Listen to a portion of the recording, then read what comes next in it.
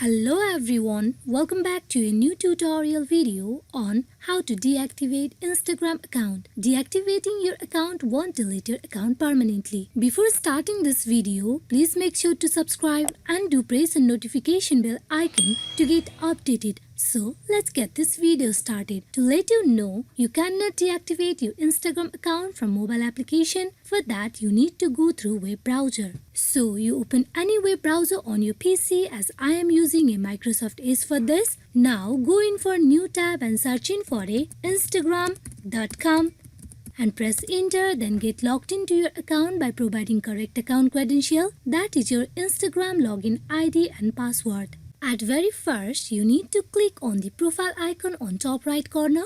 Here you click on settings. Now you scroll down to the very bottom. Here you can see the option of temporarily disable my account. You click on it.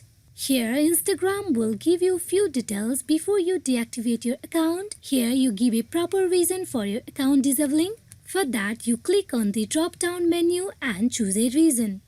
For the further process, you need to re-enter your password, so go for it. After you are done providing your password, scroll to the little down. Here you can see the option of temporarily disable account. You click on it. Are you sure you want to disable your account? Go ahead. Yes, you click on yes.